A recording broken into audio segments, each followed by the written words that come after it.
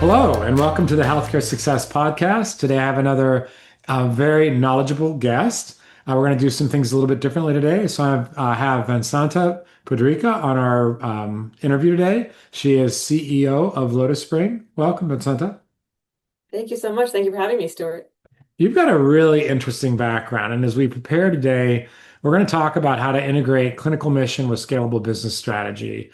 But you have a unique perspective. So I wanted to start off for just a moment. Tell us about your backgrounds and because you've done quite a few different things and help our listeners understand like what it is you do. Yeah, absolutely. It's crazy to think about, but this is my 20th year working in healthcare. Wow. I know that ages me a little bit, but I started off in healthcare, before the ACA, before people had electronic health record. My first few years, I was you know, creating these graphs of paper documents and paper files that people had. And so it's crazy to think about. But I started off as a healthcare investment banker in 2006. And I was working with hospitals and healthcare systems, advising them on how to finance building new bed towers. And a couple of years later, three things happened around the same time. One was electronic health record becoming something that hospitals actually needed to invest in. And the second was the ACA coming on the scene, and the third was the market crashing. And so hospitals couldn't really afford to build these new bed towers anymore. So they started merging together. And I did a lot of those transactions, merging these hospitals together. And once you've merged many hospitals together, you now have this integrated delivery network. And then like the next question is, okay, what are we going to do with behavioral health, home health, hospice, dialysis, labs? And so at some point or the other, I've worked on transactions across the entire healthcare ecosystem, basically anything that a health system would have owned. Got really interested in behavioral health over the years, and started really focusing in on that. And I went from hospitals to working on, private equity-backed companies, and then founder-owned, family-owned, and provider-owned businesses across healthcare. And I was doing that, serving as an investment banker in that space until last year when I decided first of all, the companies that are in the space that I'm really interested in are behavioral health and women's health. Those are the spaces I really want to have an impact on. And the companies in those two spaces, they need help selling, but they also need help growing. And so I wanted to be more flexible and nimble. And so I started my firm, Lotus Spring, to be able to be an advisor to companies in both of those spaces and help them sell, but also help them grow. And be in a position where I could help on both sides. I love that. And as you know, we do a lot with private equity owned providers Hmm. and also, especially in behavioral health and women's health as well. So hopefully we'll get to work together or I'll be able to refer to you periodically because that's I'd love that.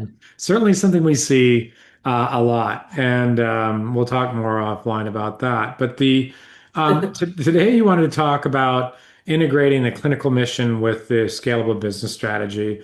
I would love for you to maybe start by describing the problem as you see it and describe what that means as well. Yeah, and we've all, when you start describing this, you're gonna think like, oh, I've seen that before. We've all seen this happen, right? Either there are companies that are, they have really good clinical mission, really good clinical vision, and they don't grow it. And so it turns into a company that's really positively impacting very few people. The people that it's impacting is doing a really good job with, but what about everybody else that could benefit from this company?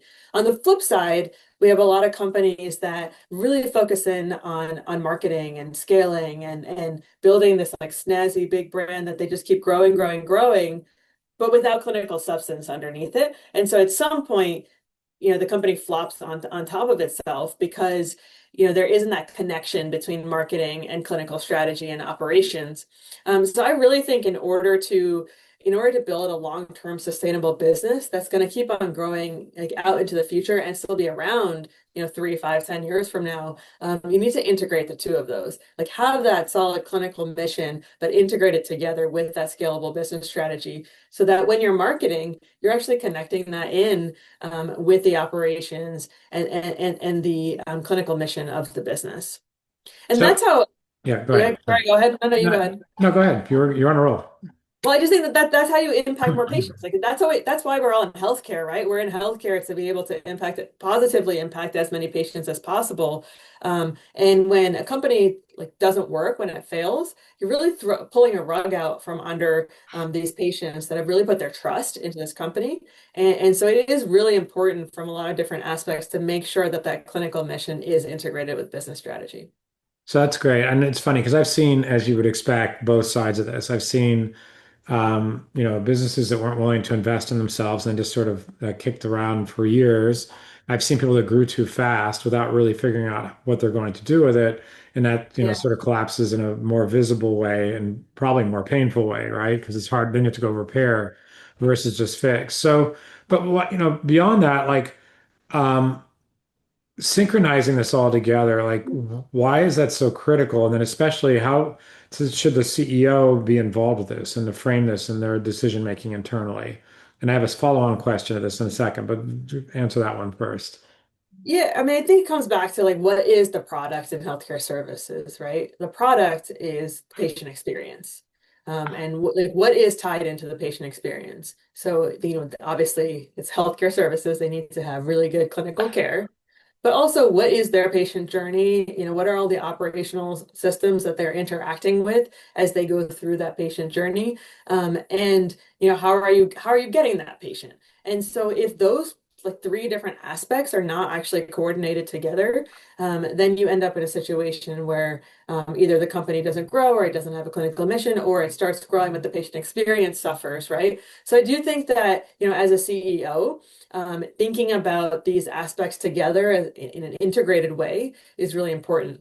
I often talk to CEOs who, their marketing team is doing something over here, and their operations team is doing something over here, and their clinical team is doing something over here. As a CEO, like you need to bring all those pieces together, and you need to think about that in a coordinated fashion. So, having worked in this business for quite a while, Yeah. even longer than you, when for example, like if you're talking about healthcare, mental health, or you're talking about women's health, a lot of those providers are, excuse me, multi-location, private equity owned. And I always say, if you know one of those businesses, you know one of those businesses. So what I mean by that is, 100%. yeah, so the some businesses, the CEO is very strategic, hands-on, has the internal respect to get stuff done. Other times it's like more of a figurehead. Like Yeah. the CEO has come in, has been placed in there, but doesn't really have the backing. Sometimes the founding doctors are still really in charge, and as things are being done by committee, sometimes, like the CEO, especially when they get bigger, that usually falls apart, and that's when they need a CEO. But, there's kind of a continuum there. And then thirdly, the PE company can be either really hands-on or really hands-off. So I'm assuming you must have to navigate through that when these issues, like to bring everybody on the same page. Is that an issue for you, or how does that work? I mean, absolutely. I completely agree with you, Stuart. Like when you've seen one of these businesses, you've seen one of these businesses, and that's it, right? Every single one of these businesses is so different. That said, all of the patterns that you were just describing, I've also seen before, right? Yeah. Situations where the physicians are still in charge of the business, and there isn't that one figurehead CEO that's over everybody. And then secondly, where the CEO is just a figurehead and is not actually plugged into the strategy and the integration of all of these things. So I do think every situation is unique, but if you don't focus on this and you don't focus on the patient experience and you don't focus on synchronizing mission and strategy, then you end up in one of these pitfalls. So I do think it's on the board, company's board to really make sure that there is a CEO in place who can integrate all of these things together, and on the company's board to be asking these questions, like what metrics are you actually tracking for the company? What metrics are actually being reported to the board on a quarterly basis? Is it, I've seen some companies, investor-backed companies, that the only metrics they're showing the board are all financial metrics. But what about, you know, patient turnover? Like, are you having the same patients come back over and over again? Are they repeat patients? Do you have a lot of clinical staff turnover? All of these things are really important to help you understand whether, your mission, your operations are actually moving in the same direction as the growth of your company. I think it all kind of connects together. So last question before I go back to some of the pre-questions we had was, so getting everybody on the same page is often so important. Is that like So I'm assuming you may be getting engaged by the CEO, by the board, by somebody else. Is that often a part of you just to get everybody aligned on this whole idea of bringing the clinical and the business strategy together? And is that easy to do or difficult to do sometimes? It's not easy to do because it's all every situation has different personalities, right? And it goes back to when you've seen one of these, you've seen one of these, and each situation has different people involved, and a title does not mean the same thing in different companies.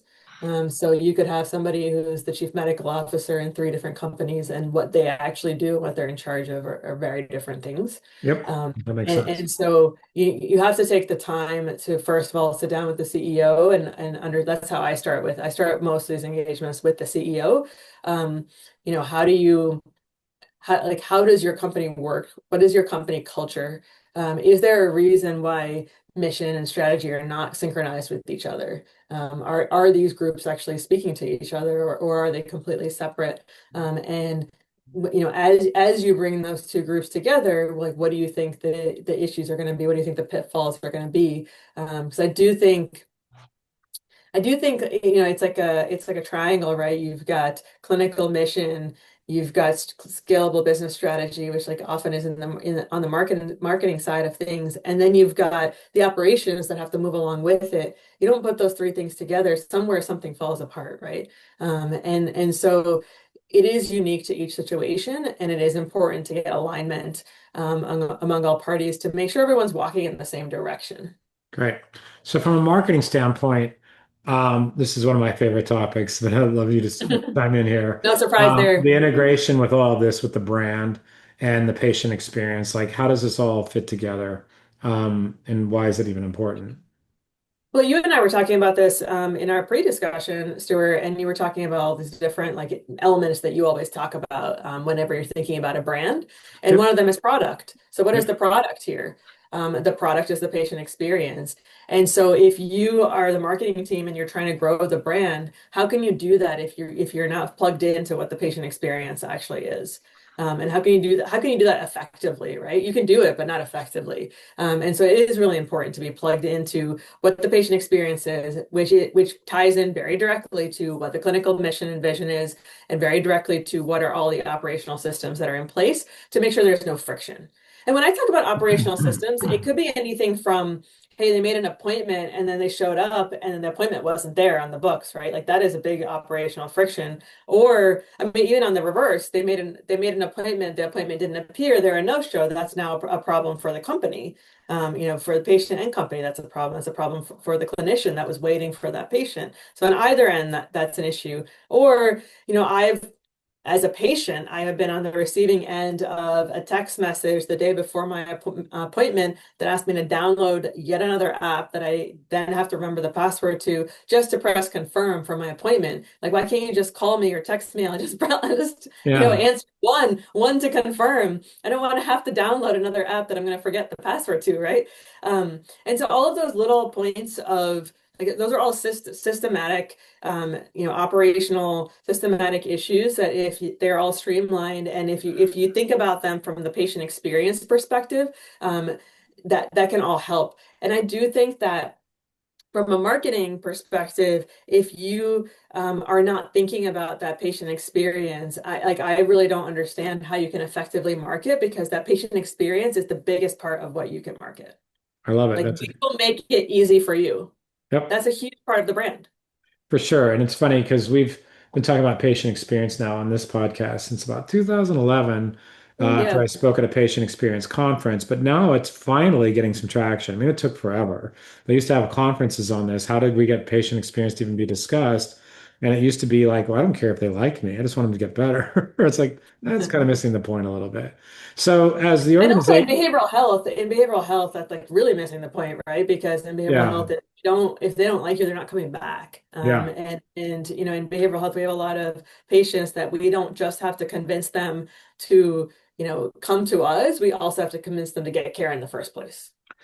Yeah, and I think the whole idea of patient experience and healthcare consumerism, it's finally beginning to recognize what's been happening all along. And, as consumers have become more empowered, they recognize they're more empowered. And so, and eventually, finally, kicking and screaming, the provider's like, yeah, I guess they do kind of have a point.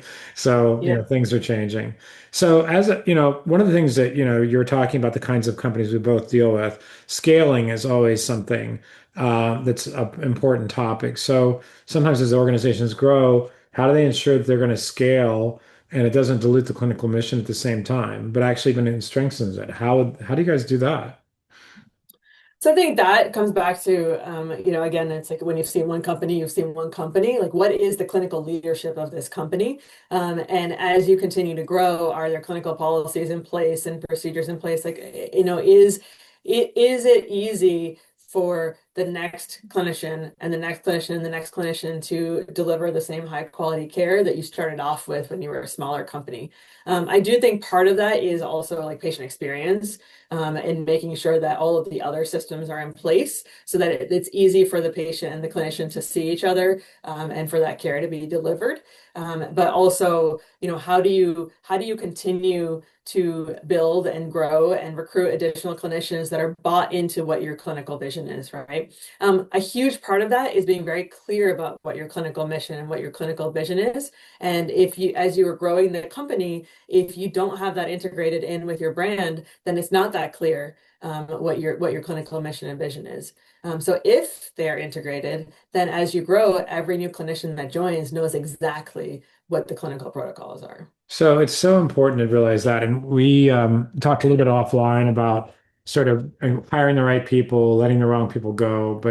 And in fact, in our company, we just got through looking at our mission, vision, and values.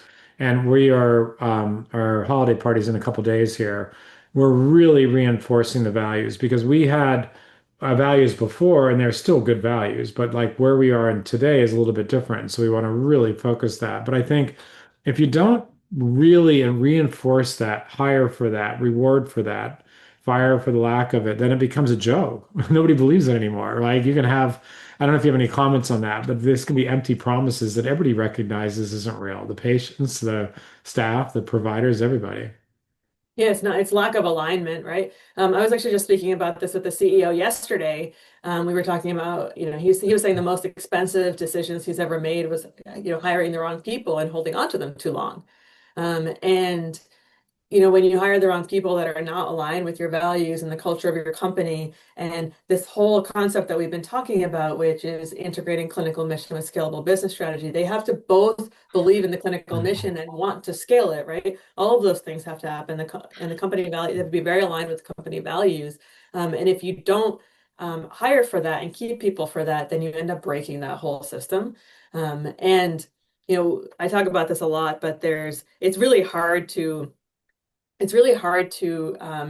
go back on the concept of sunk costs. When you have paid for something or hired someone and it's not working, a lot of times I hear people say like, this is, I've already spent so much money on it. I've already spent so much time training this person. And so it's gonna be hard for me to go in a different direction. Well, this person isn't working for your company. I mean, their person is working for your company, but it's not they're not Yeah, working for your yeah. company culture, right? Like it's not working out.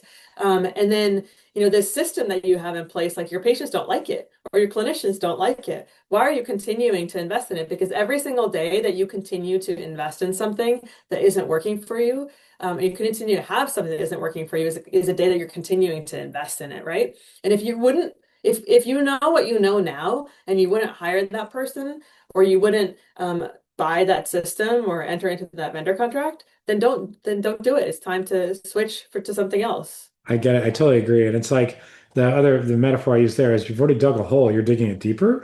That's a good Yeah, idea. That's a yeah. problem. And like just came to a little corollary on what you just said. So one of our values that we are really enforcing is loyalty to our clients, loyalty to Mhm. your team, and loyalty to our company. And we've had people that are loyal to one or two of those, but not all three. And it's like you have to be. You have to be. You cannot be loyal to, well, I'm loyal to the clients, but I don't really care about my company or team, or, I care about my team, but I don't care about the clients of the company. Like none of that works. Like you have to be consistent. And so for us, that was an important value. And I think you have to be really clear on these things and why it matters so much.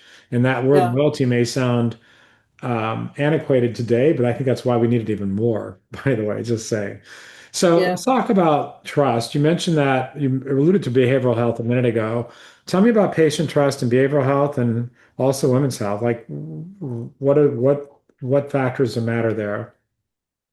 Well, I think both in behavioral health and in women's health as well, which we're going to talk about more, is these are spaces where there are a lot of patients that feel like the healthcare system hasn't been working for them. And so when you have a situation like that, they're like these patients are trying to find someone to put their trust into, right? And so that patient trust, like if you're a behavioral health company or you're a women's health company and a patient comes to you and becomes your patient, that patient trust is like gold. And it needs to be treasured at all costs, right? It's really important that you now like really nurture that patient relationship, and really make sure that that patient stays with you. Because if if you break that patient trust, this is now a person that might not actually go to another behavioral health provider. They might not go to any behavioral health provider, right? And the same thing in women's health. Like might be a person who decides that they are no longer going to be accessing this type of healthcare, because they feel like the system isn't working for them. And so I do think that there just by the nature of those two parts of those two sectors within healthcare where there has been a lot of disjointedness in the past and a lot of healthcare companies that have not really been providing, high quality behavioral health and have not been actually treating women's health as it should be treated. I think a lot of those patients are really hesitant to put their trust in a company. And if you are the company that they've decided to put their trust into, if you create brand loyalty with them and you cultivate that patient experience, they could be with you for a very long time. So let's talk about the women's health. It's funny when we were talking about this offline, people have different imaginations or different viewpoints on what women's health is. So how would you characterize what women's health is? Um, and is there a different approach with women's health than anything else, behavioral health or whatever else? Yeah. I'm actually going to share my story of how I got into women's health. I had a number of different behavioral health. I've been in behavioral health a really long time, and I had a number of different clients in behavioral health that were residential care companies. And I kept hearing the same thing coming out of COVID. Our men's unit has filled back up, but not our women's unit. And I heard this, and I was thinking, well, obviously that would be the case. And they're looking at me like not really understanding why obviously that would be the case. And but in my head, I was thinking about a lot of the people that I know, a lot of the women that I know, and they're worried about, their kids and their spouse and their parents, then their spouse's parents, their job. You've got five fingers on one hand, five things that you can worry about. They're on the other hand of things that you actually don't have energy and time to worry about, right? And these companies were asking these women to leave that whole ecosystem that they were the linchpin of and come into residential care. By the time they got into that residential care, they were going to be a much more severe patient, and they were going to be treated as if they were the same patient that would have walked in there earlier, right? So that led, that concept and seeing that happen in front of me with clients is actually what led me to start thinking about, obviously we're missing women in behavioral health. What I was just talking about is the logistical side to it. There's also the clinical side of women have different markers of depression and anxiety. And women make less of that enzyme that breaks down alcohol sugars. We also make more or less of that enzyme depending on, where women are on their estrogen cycles. Um, and that made me start thinking like, okay, what else are we missing in women's health, right? Because prior to that, I had really thought about women's health as OBGYN care. But women's health is so much bigger. And once you start looking into it, you realize that women's health is actually all of the healthcare from the tops of our heads to the bottoms of our toes. And, you know, I was just talking about behavioral health, but there's also brain health. 67% of Alzheimer's patients are women. A huge majority of migraine patients are women. Heart health, a lot of women's heart disease doesn't show up, first of all, with left arm pain, but rather with jaw pain and nausea. And women often have heart attacks without blocked arteries. Orthopedics, where, women are much more susceptible to, ligament tears, like ACL tears, things like that. and it goes everywhere. Like, we can talk about oncology, we can talk about gastroenterology, endocrinology, et cetera, et cetera, et cetera, et cetera. Lupus, I just learned, is a, predominantly women's health issue.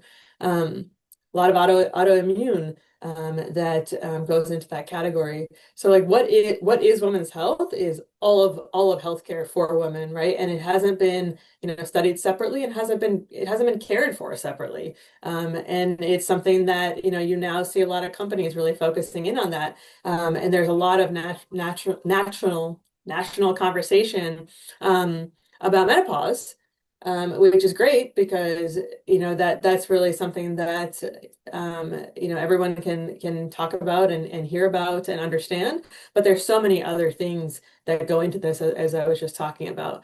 So I do think, when it comes to behavioral health within women's health, as far there are reproductive changes that women have, hormonal changes that women have, and also how women relate to behavioral health is different than how men relate to behavioral health. Great. And so So, there's a well, whole sea and ocean of things to talk about here. so then, yeah, so, going back to the business implications of approaching women's health within behavioral health, like, what do you mean by that? Help me understand. Well, I think that to come at women's health, we need both companies that are in healthcare generally to create separate clinical business lines for women, and companies to be created that are specifically focused on women's health in various different business lines, right? And so I do think that, if a company is a behavioral health company, and they say, we now have this whole clinical line for women, and they start marketing that, it can't just be a marketing play. It needs to also be that they have, like, clinically thought about a different way to treat women. So I think the business implications of approaching women's health specifically within behavioral health needs to include both the marketing and the actual clinical strategy and the operations to make sure you're meeting women where they are, right? I was just talking about the logistics of residential care, for example. Um, you need to think about the different logistics as well. But there are a lot of women that, it's not like you are going to have to take them from another healthcare company. There are a lot of women out there that are actually not getting care at all. And so the business implications of creating a women's health line of business within a larger company is a whole new set of patients that you could be bringing into your company. But it can't just be a marketing play. It needs to actually be like a real thing. One of our clients is in Florida and has a large residential treatment center. We had this exact conversation. Like, you Yeah. can't just, unfortunately, they recognize we can't just have, call ourselves having a Christian group when we're not really that. We can't just say we're communicating for women if we're not really doing that. So I totally agree with that. So, you mentioned boards earlier and, kind of bringing us back to, their governance, their financial stability with clinical priorities. Like, how do you do that part? Like, is it something you do over a period of time? Do you establish objectives? Like, how does that all work? I think this comes back to metrics first, and alignment. So metrics to me are, what are you tracking? Are you tracking what's easy to track, or are you tracking what's important? A lot of times it's just really easy to track financial numbers, right? So a lot of people focus on that. But, if you start tracking, your patient turnover, your clinician turnover. By the way, patients don't like it when clinicians turn over. So clinician turnover leads to patient turnover, because they really, really like the clinician leaves, patient leaves too. If you start tracking all of those types of things, and also start looking at the relationship with, like, LTV to CAC, but based off of, how much are your patients turning over, how much are clinicians turning over, all these things are related to each other, right? If you keep a patient longer, that patient retention directly impacts your LTV to CAC ratio. And so um, I think that boards should also be seeing some of these metrics. I see a lot of companies that, first of all, don't even track some of this stuff. They're really focused on the financial, like, what are the total number of appointments that you have, which is, I'm not saying that's not an important metric. That is an important metric, but you also need to be tracking the turnover and all these things. And I think boards asking for that type of information is important so that they have a better understanding of what's actually going on within the company. Because if you start having this, like, huge meteoric rise of the marketing team and the marketing plan, and the company looks like it's growing, but meanwhile, you're just getting new appointments in and none of those patients are coming back. That's a very different company than a company that has been, getting new appointments and repeat appointments back, right? And you can't see that if you don't ask for those types of numbers. So I do think boards and management teams need to be aligned on what they're actually tracking and how what they're tracking speaks to both their like financial stability and sustainability, as well as what the clinical priorities are for the organization. Are patients happy? Are clinicians happy? Do patients enjoy their patient experience? Like all these things are really important. And I think they are questions that boards should be asking. Yeah, and it's funny too because there are people that will say to us, I just had this happen today, one of the software vendors we work with.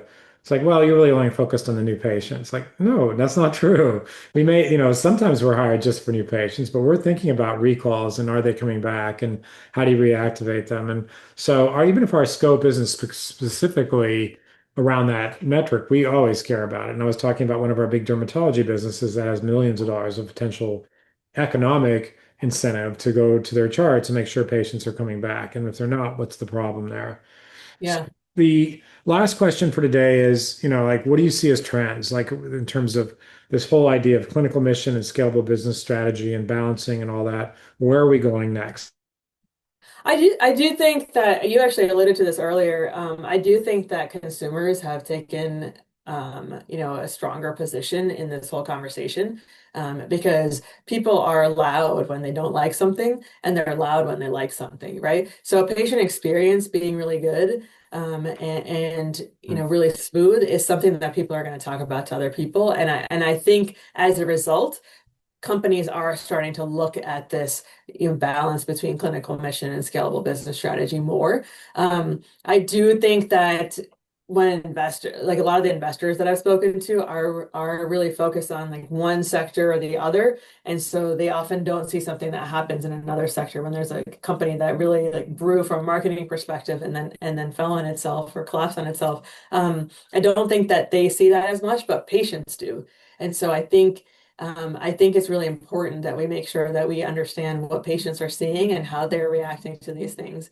Um, I also think that, as healthcare continues to evolve and we have more technology, we've been talking a lot during this conversation. We haven't talked about AI yet, but AI is also going to be a huge part of our healthcare ecosystem going forward, right? And if AI is part of it, how do you make sure that clinical quality and clinical mission continues to stay at the top level? So I think all of those things are really going to impact how people see this balance between clinical mission and scalable business strategy. But I just really think that you have to integrate both of them if your goal is to impact more patients positively, which I do genuinely believe when people start a healthcare business, that is their goal.